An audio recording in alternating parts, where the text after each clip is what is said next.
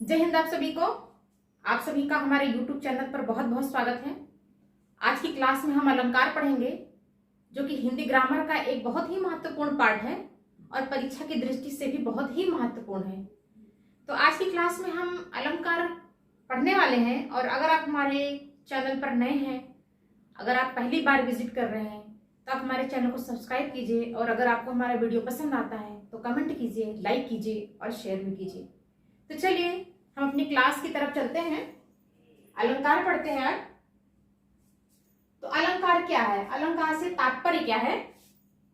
तो अलंकार से तात्पर्य क्या है, अगर इसका हम संधि विच्छेद करते हैं तो क्या होता है? अलम, अलम प्लस कार। तो अलम प्लस कार होता है। अलम का क्या मतलब होता है? आभूषण। आभूषण क्या हो गया? आभूषण। मतलब किसी चीज को सजाना ही क्या होता है? अलंकार होता है। तो यहाँ हम जो है कविता को सजाने की बात करेंगे। कविता में अलंकार का प्रयोग जो होता है वो किस माध्यम से होता है? तो कविता में जो अलंकार का प्रयोग होता है वो वर्ण के माध्यम से होता है, शब्द के माध्यम से होता है और वाक्य के माध्यम से होता है। किस किस माध्यम से होता है? वर्ण के माध्यम से, शब्द के माध्यम से और वाक्य के माध्यम से। वर्ण के माध्यम से, शब्द के माध्यम से और वाक्य के माध्यम से जब कविता में एक चमत्कार उत्पन्न किया जाता है तो उसे हम क्या कहते हैं? उसे हम अलंकार कहते हैं। तो अलंकार की बात करें तो सबसे पहले व्यवस्थित उल्लेख अलंकार का किसने किया था? तो ये परीक्षा में बहुत बार पूछा गया है कि अलंकार का सर्वप्रथम सबसे व्यवस्थित उल्लेख किसने किया था? तो भरत मुनि ने किया था। प्रथम बार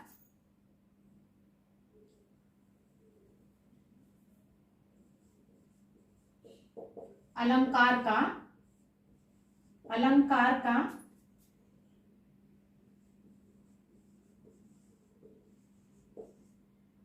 व्यवस्थित उल्लेख किसने किया था? भरत मुनि ने।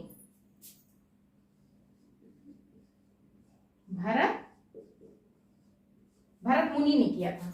और ये बहुत ही महत्वपूर्ण प्रश्न है और कई बार पेपर में पूछा भी गया है। तो चलिए हम लोगों ने जान लिया अलंकार से क्या तात्पर्य है। तो अलंकार को अगर हम जो है विच्छेद करते हैं तो आभूषण कहलाता है। और अगर इसको हम देखें कौन सी संधि है तो क्या है? ये व्यंजन संधि है। क्या? व्यंजन संधि है। मतलब वर्ण के माध्यम से, शब्द के माध्यम से और वाक्य के माध्यम से कविता में जो चमत्कार उत्पन्न किया जाता है वो क्या है? वो अलंकार है। और प्रथम बार अलंकार का व्यवस्थित उल्लेख भरत मुनि ने किया था। अलंकार के भेद देख लेते हैं।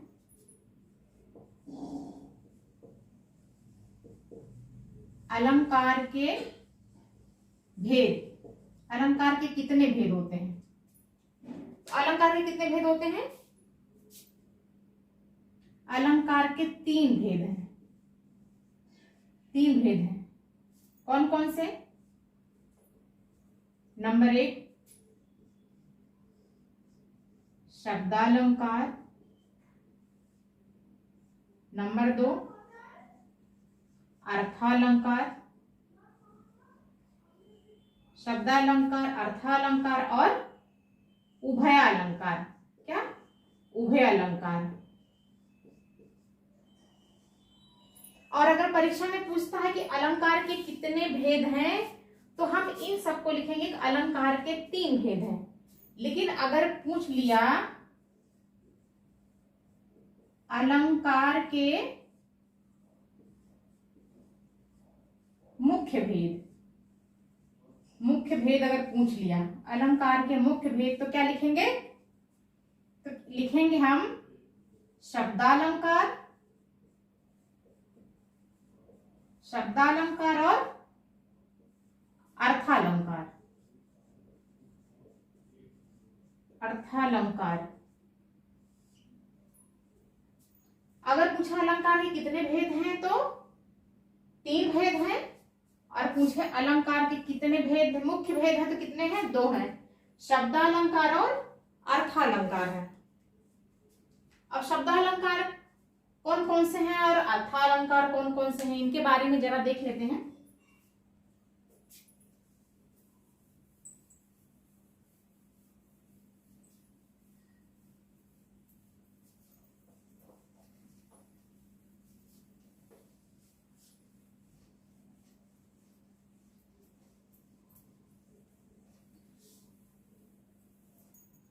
तो सबसे पहले हम शब्दालंकार के बारे में देख लेते हैं, शब्दालंकार कौन कौन से हैं और उनको संक्षेप में उसका एक विश्लेषण भी देख लेते हैं। शब्दालंकार पहला हमारा क्या है? शब्दालंकार। शब्दालंकार के अंतर्गत कौन कौन से अलंकार आते हैं? तो शब्दालंकार के अंतर्गत आता है अनुप्रास, दूसरा आता है यमक, तीसरा आता है श्लेष, चौथा आता है वक्रोक्ति, पांचवा आता है पुनरोक्ति।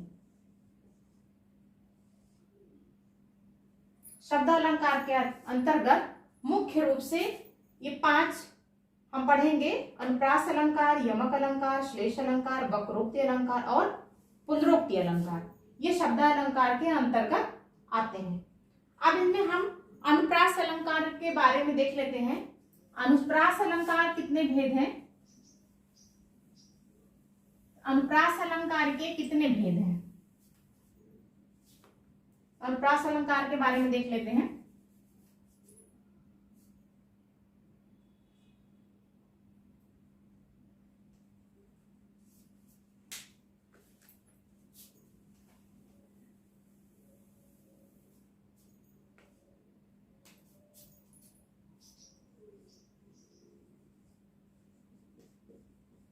अनुप्रास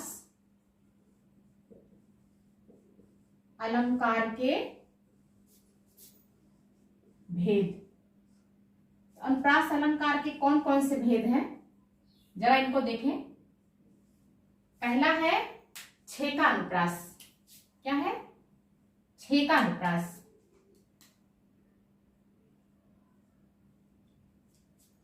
पहला अलंकार कौन सा है? छेका अनुप्रास है। छेका अनुप्रास।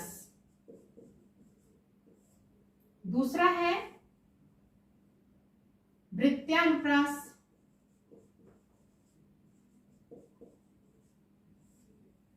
और तीसरा है लाटानुप्रास। लाटानुप्रास। और चौथा है श्रुत्यानुप्रास।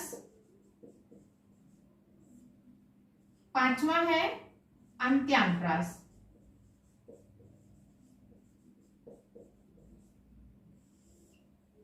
ये हमारे 5 भेद हैं अनुप्रास अलंकार के। अभी इन 5 भेदों को हम थोड़ा सा शॉर्ट में समझ लेते हैं, इसके बाद हम इसके अंतर्गत हम पढ़ेंगे तो हमें और अच्छे से समझ में आएगा। पहले इसका सारांश देख लेते हैं। छेकानुप्रास क्या है? छेकानुप्रास है जब किसी वर्ण की आवृत्ति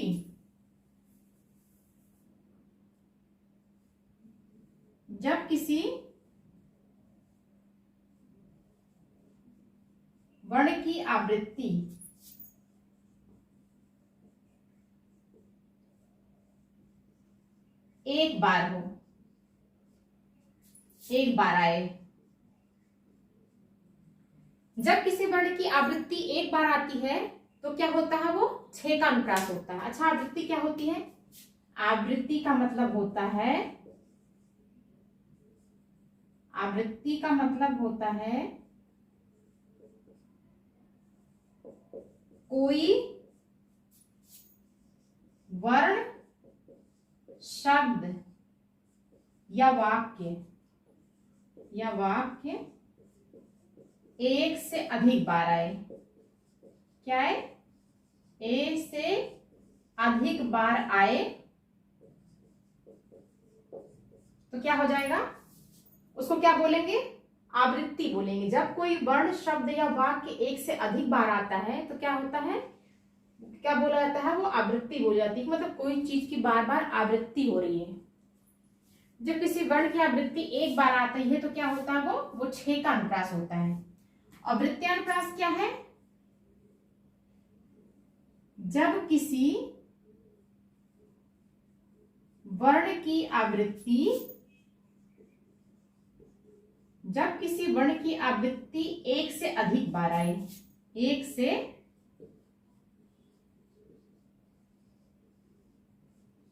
अधिक बार आए तो क्या हो जाएगा? वो हो जाएगा वृत्यानुप्रास। और लाटानुप्रास में क्या है? जब कोई वर्ण, शब्द या वाक्य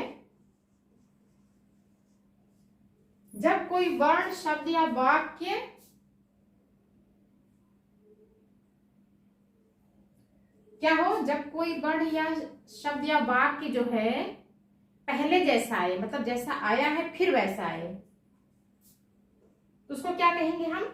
पर उसके अर्थ में परिवर्तन हो, मतलब शब्द और वाक्य हो या वर्ण हो पहले की तरह हो, मतलब जो पहले लिखा हो फिर उसी तरह का आ जाए, पर दोनों के अर्थ में अंतर हो जाए तो क्या हो जाएगा? वो लाटानुप्रास होगा। जब कोई वर्ण या शब्द या वाक्य समान आए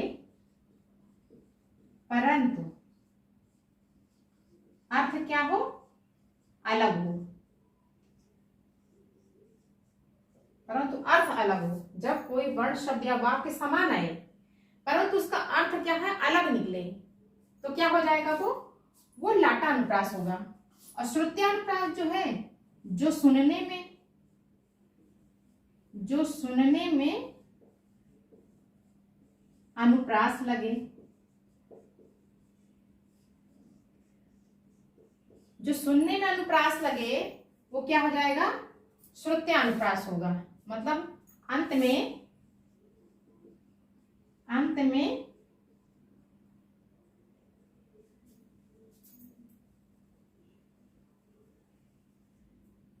समान वर्ण आए। और अंत्यानुप्रास क्या है? इसको क्या कहते हैं? इसको कहते हैं तुक अनुप्रास। अंत्यानुप्रास का एक नाम क्या है? इसका एक नाम है तुक अनुप्रास। इसका मतलब होता है अंत्यानुप्रास का, जब किसी वाक्य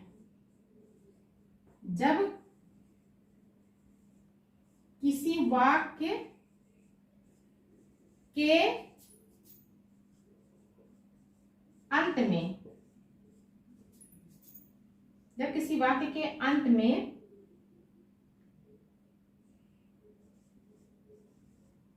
तुक समान हो। क्या हो? तुक समान हो तो क्या हो जाएगा? वो अंत्यानुप्रास हो जाएगा। जब किसी वाक्य के अंत में क्या होगा? तुक समान हो जाएगा तो क्या हो जाएगा? वो अंत्यानुप्रास हो जाएगा। इस तरह से हमने छेकानुप्रास, वृत्यानुप्रास, लाटानुप्रास, श्रुत्यानुप्रास और अंत्यानुप्रास को एक संक्षेप में देख लिया है। अब इसको हम विस्तार से देखेंगे। अनुप्रास अलंकार को समझ लेते हैं।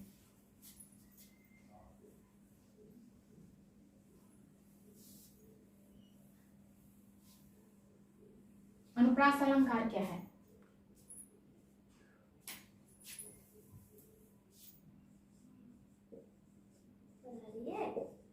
अनुप्रास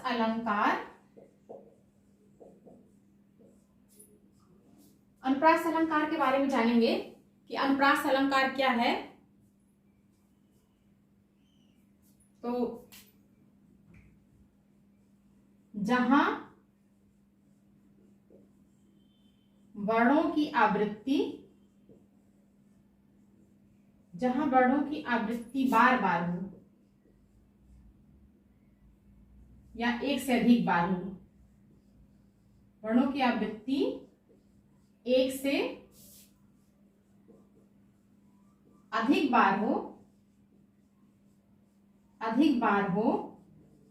वहां क्या होता है, वहां अनुप्रास अलंकार होता है। अनुप्रास अलंकार होता है, वहां अनुप्रास अलंकार होता है। जहां वर्णों की आवृत्ति एक से अधिक बार हो, वहां क्या होता है, वहां अनुप्रास अलंकार होता है। जैसे इसका उदाहरण देख लें हम, जैसे तरंग, तनुजा, तट तमाल, तरंग तनुजा तट तमाल, तरुवर बहुछाए, तरुवर बहुछाए। यहां आप देख रहे हैं वर्णों की आवृत्ति क्या हो रही है, एक से अधिक बार हो रही है। यहाँ ता आया, यहाँ भी ता आया, यहाँ ता आया, यहाँ आया, यहाँ आया, इस प्रकार से देख रहे हैं वर्णों की आवृत्ति कई बार हो रही है। इस प्रकार से हमारा क्या हो गया, ये अनुप्रास अलंकार हो गया। एक उदाहरण और देखें, दूसरा है चारुचंद्र की, चारुचंद्र की चंचल किरणें, चारुचंद्र की चंचल किरणें खेल रही हैं जल थल में। चारुचंद्र की चंचल किरणें खेल रही हैं जल थल में। यहां हमने देखा चा की आवृत्ति कई बार हो रही है, तो यहाँ पे हमारा क्या हो गया, यहाँ हमारा अनुप्रास अलंकार हो गया। और अभी हमने अनुप्रास अलंकार के भेद पढ़े थे, छेकानुप्रास, वृत्त्यानुप्रास, लाटानुप्रास, श्रुत्यानुप्रास और अंत्यानुप्रास। अब उन अलंकार के जो भेद अभी हमने पढ़े थे, अब उनके बारे में थोड़ा सा विस्तृत जानकारी ले लेते हैं कि छेकानुप्रास क्या है, वृत्त्यानुप्रास क्या है, लाटा क्या है, श्रुत्यानुप्रास क्या है और अंत्यानुप्रास क्या है। इसको हमें रट के नहीं पढ़ना है, समझ के पढ़ना है, क्योंकि रट के पढ़ेंगे तो हम भूल जाएंगे। अगर हम समझ के पढ़ेंगे तो वो हमें कभी नहीं भूलेगा। तो सबसे पहले हम क्या पढ़ते हैं, छेकानुप्रास, अनुप्रास अलंकार के भेद। अनुप्रास अलंकार के भेद। तो नंबर 1 क्या है हमारा, छेकानुप्रास।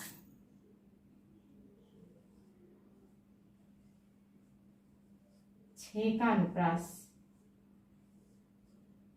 छेकानुप्रास में क्या पढ़ेंगे हम, छेकानुप्रास जो है वो है जहां स्वरूप और क्रम से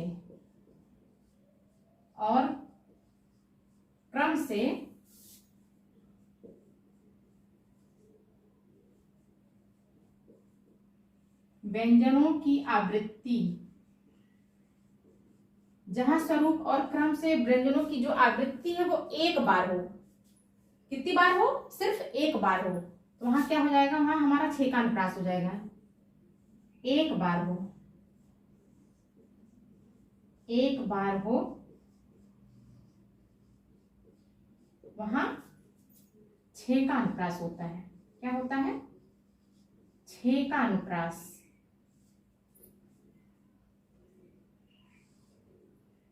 छेकानुप्रास होता है।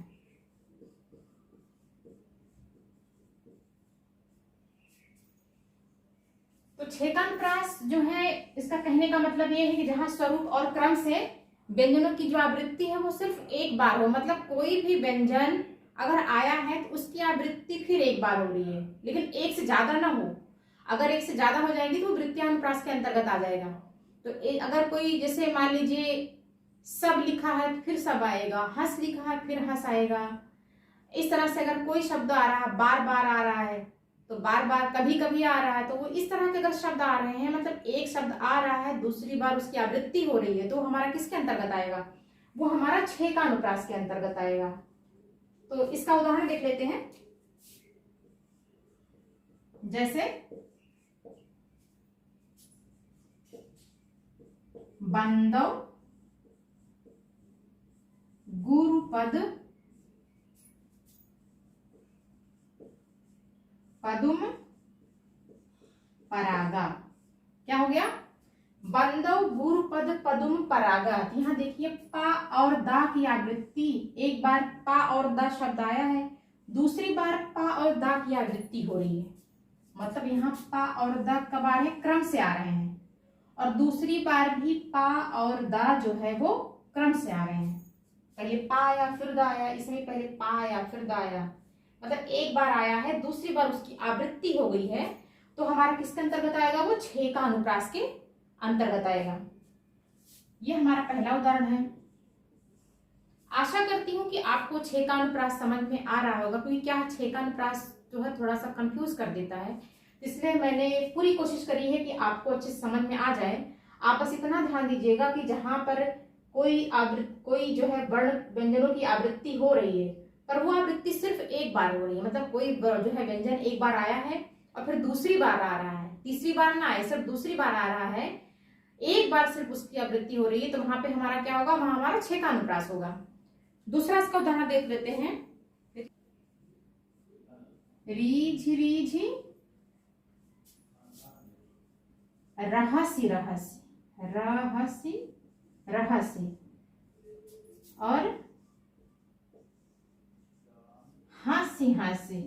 क्या? रीझ रीझ रहसी रहसी, हंसी हंसी उठे,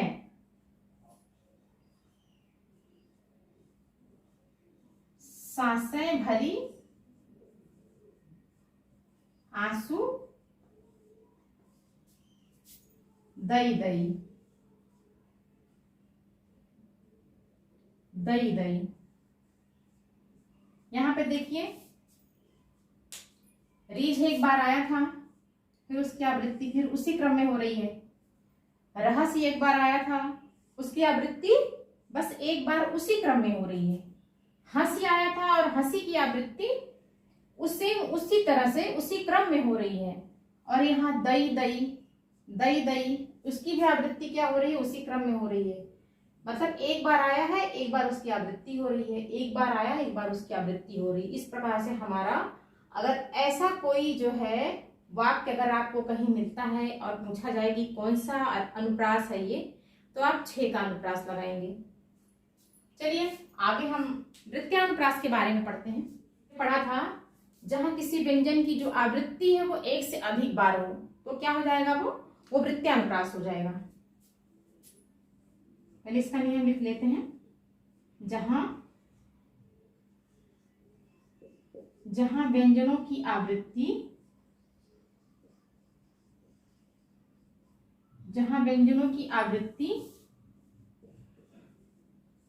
एक से अधिक बार हो, एक से अधिक बार हो, वहां क्या हो जाएगा? वहां वृत्तीयानुप्रास होगा, वहां वृत्तीयानुप्रास होता है। जहां व्यंजनों की आवृत्ति एक से अधिक बार हो वहां वृत्तीयानुप्रास होता है। जैसे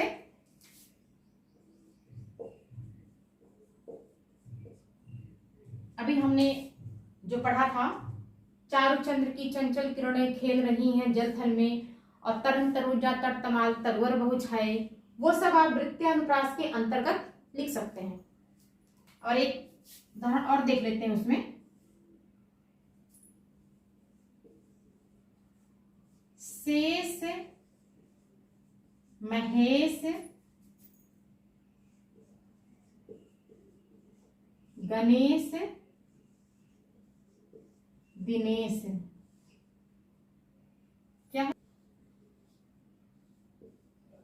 सुरेशं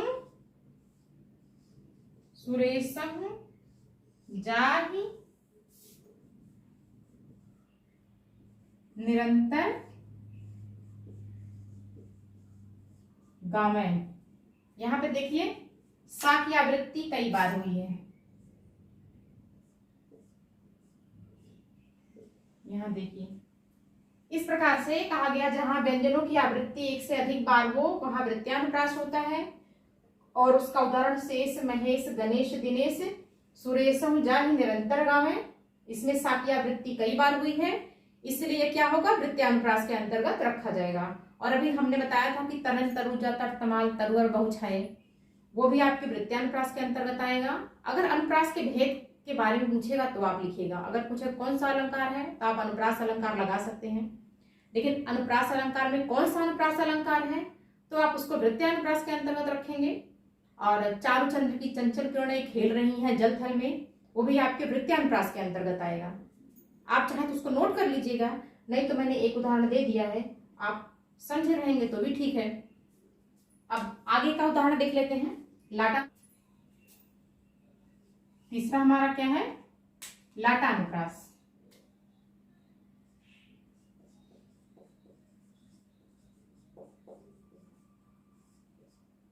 लाटानुप्रास के अंतर्गत हमने बताया था कि जब कोई वाक्य या शब्द जो है उसी अर्थ में आता है, उसी तरह से आता है, सेम क्रम में आता है, लेकिन उसके जो अर्थ होते हैं वो अलग होते हैं, तो हमारा क्या होता है, वो लाटानुप्रास के अंतर्गत आता है। इसको लिखेंगे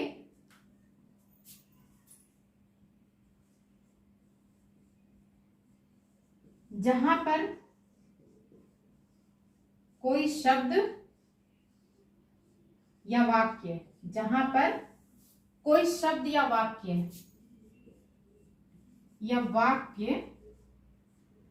उसी क्रम में आए, क्या है, उसी क्रम में आए,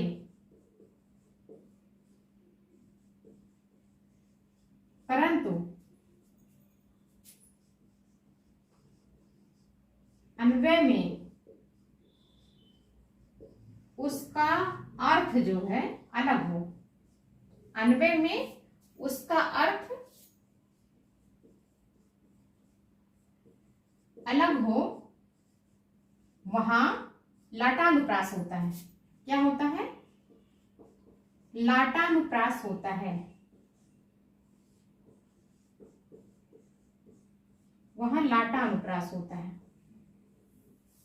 जहां पर कोई शब्द या वाक्य उसी क्रम में आए, मतलब कोई शब्द जो है आया है तो दूसरा शब्द भी उसी क्रम में आएगा, कोई वाक्य आया है तो दूसरा वाक्य भी उसी क्रम में आएगा, लेकिन जो दोनों का अर्थ है अन्वय करने पर दोनों का जो अर्थ है वो अलग अलग निकलता है, तो वहां पर हमारा क्या हो जाएगा, वो लाटानुप्रास के अंतर्गत आएगा।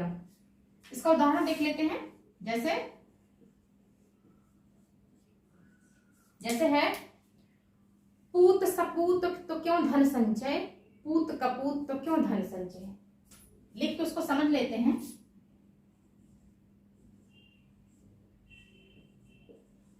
पूत सपूत तो क्यों धन संचय।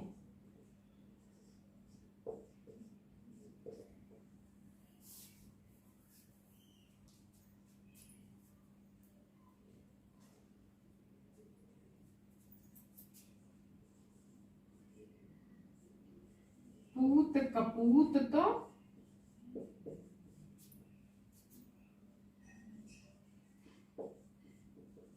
क्यों धन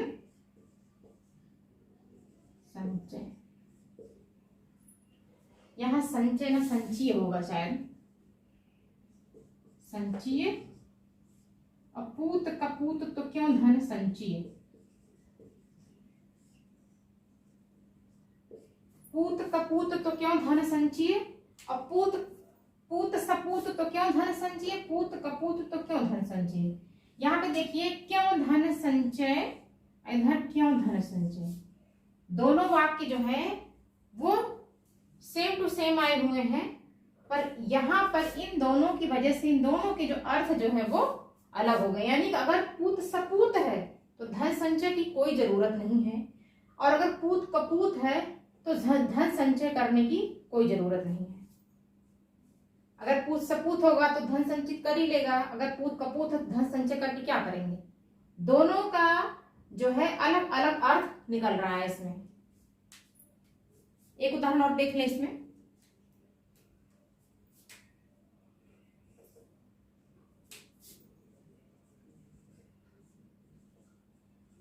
राम हृदय जाके नहीं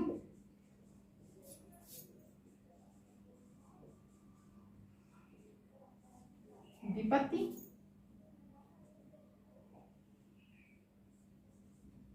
सुमंगल सुमंगल ताहि। फिर राम हृदय जाके नहीं, राम हृदय जाके नहीं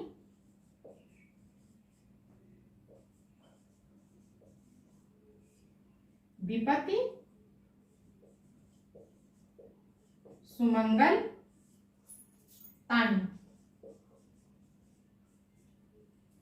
दोनों का अर्थ देखिए अलग निकल रहा है। राम हृदय जाके नहीं, जिसके हृदय में राम नहीं है, विपत्ति सुमंगलता है, मतलब उसके जो है जीवन में विपत्तियों का भंडार है। और राम हृदय जाके नहीं विपत्ति सुमंगलता है, मतलब जिसके हृदय में राम है उसका विपत्ति कुछ नहीं कर सकती।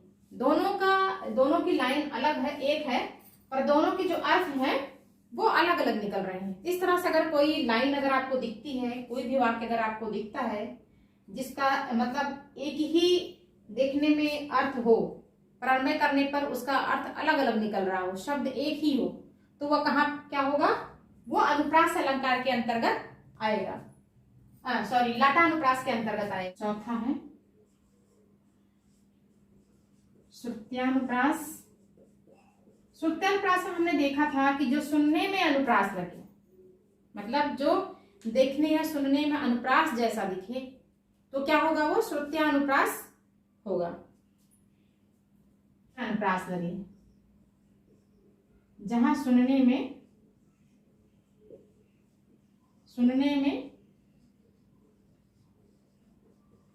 अनुप्रास लगे या भी आप लिख सकते हैं, चाहे ऐसे में भी अगर आप पहचानना चाहें तो पहचान सकते हैं कि जहां सुनने में अनुप्रास लगे या जहां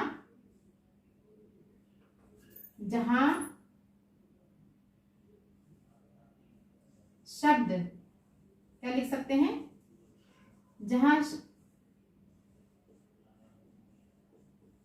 जहां शब्दों में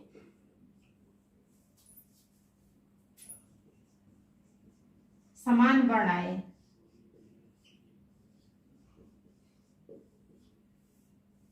वहां क्या हो जाएगा, वहां श्रुत्यानुप्रास होगा। श्रुत्यानुप्रास होगा।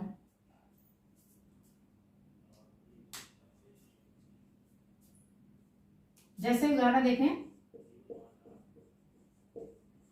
इसका उदाहरण है जैसे कहत नटत रीझत खिजत और मिलत खिलत लजियात।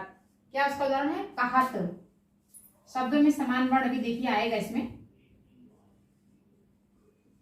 कहत, नटत, रीझत, खिझत। कहत नटत रीझत खिझत मिलत, कहत नटत रीझत खिझत और मिलत खिलत लजियात। खिलत, मिलत खिलत लजियात। इसका पूरा सेंटेंस है, कहत नटत रीझत खिलत मिलत खिलत लजियात। भरे भवन में करत है नैनन ही सो बात। लेकिन हमें पूरे सेंटेंस लेना देना नहीं है, यहां तक लेना देना है। तो यहाँ पे देखिए अनुप्रास जो है श्रुत्यानुप्रास है, क्योंकि इसमें ता वर्ण की आवृत्ति देखिए अंत में हो रही है। जहां पे अंत में वर्ण की आवृत्ति हो वहां पे क्या होगा, समान वर्ण आए। जहां शब्दों में समान वर्ण आए, शब्द में समान वर्ण आ रहा है, ये था इसमें, या बोल सकते हैं यहाँ शब्द के अंत में, क्या लिख सकते हैं यहाँ, शब्द के अंत में, शब्द के अंत में समान वर्ण आए वहां श्रुत्यानुप्रास होगा। तो इसमें ता आ गया, कहत, नटत, रीझत, खिझत, मिलत, खिलत, लजियत। यहाँ शब्दों के अंत में क्या आ रहा है, समान वर्ण आ रहा है, तो ये क्या हो गया हमारा ये श्रुत्यानुप्रास के अंतर्गत आएगा। अब चल के हम आखिरी वाला देख लेते हैं, अंत्यानुप्रास। अंत्यानुप्रास क्या है, अंत्यानुप्रास जो होता है उसमें शब्दों के अंत में आपको तुक दिखाई देगा, और अंत्यानुप्रास को जो है हम लोग तुक अनुप्रास के नाम से भी जानते हैं। तो हमारा जो है पांचवा है, अनुप्रास अलंकार के भेद का पांचवा और आखिरी जो है वो क्या है, वो अंत्यानुप्रास है। क्या है, अंत्यानुप्रास। अंत्यानुप्रास, तो अंत्यानुप्रास क्या है,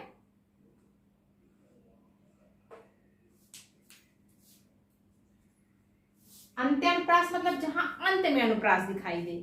अगर अंत्यानुप्रास को अगर मतलब अगर इसका वो करें विच्छेद कृत, क्या हो जाएगा, अंत अनुप्रास। मतलब जहां आखिरी में अगर आपको अनुप्रास दिखाई दे तो क्या हो जाएगा, वो आपका अंत्यानुप्रास दिखाई दे, अंत्यानुप्रास कहलाएगा। और इसको हम एक नाम से किसी जानते हैं, तुक अलंकार। क्या, तुक अलंकार के नाम से जानते हैं। तो यहां क्या लिखेंगे,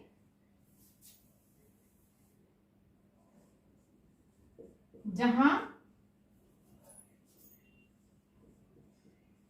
शब्दों या वाक्यों के, जहां शब्दों या वाक्यों के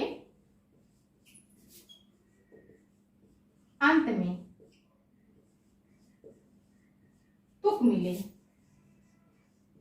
तुक मिले, वहां क्या होता है, वहां अंत्यानुप्रास होता है, वहां अंत्यानुप्रास होता है।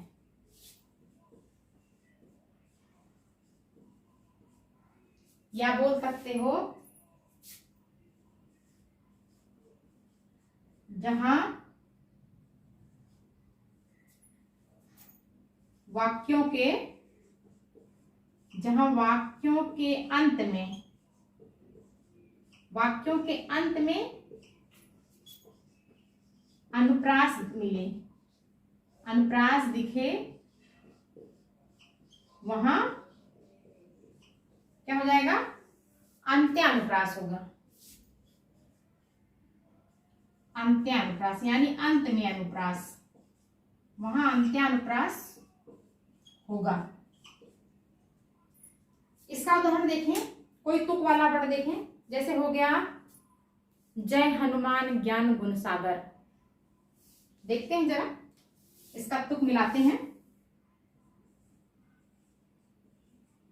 जय हनुमान ज्ञान गुण सागर, जय हनुमान ज्ञान गुण सागर। जय कपीश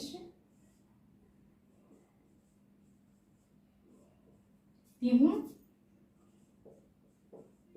लोक उजागर। यहां देखिए आपको तुक मिल रहा है ना, गर और गर। यहां क्या हो जा रहा है, यहां तुक मिल रहा है, मतलब जहां के वाक्य के अंत में, शब्द के अंत में अगर आपको तुक मिल जाए कहीं, तो क्या हो जाएगा, वो हमारा वो अंत्यानुप्रास होगा, क्योंकि अंत्यानुप्रास को हम तुक अलंकार के नाम से भी जानते हैं। इस प्रकार से हमारा अनुप्रास अलंकार जो है, अनुप्रास अलंकार के जो 5 भेद थे वो हमने आज देख लिया। आशा करती हूँ कि आपको जो है अनुप्रास समझ में आया होगा, और अनुप्रास अलंकार के जो भेद हैं वो भी आपको अच्छे से समझ में आ गए होंगे। और आज की क्लास को हम यही समाप्त करते हैं। आगे की क्लास में हम यमक, श्लेष, वक्रोक्ति और पुनरोक्त इन 4 अलंकारों को पढ़ करके शब्द अलंकार को समाप्त करेंगे। फिर आगे की क्लास में अर्थ अलंकार को पढ़ेंगे। तो आज की क्लास यहीं तक, और आपको हमारा वीडियो कैसा लगा आप कमेंट बॉक्स में जरूर बताइएगा। और अगर आप हमारे चैनल पर नए हैं तो आप हमारे चैनल को प्लीज सब्सक्राइब करिएगा, और वीडियो पसंद आए तो लाइक कीजिएगा और शेयर भी कीजिएगा। धन्यवाद।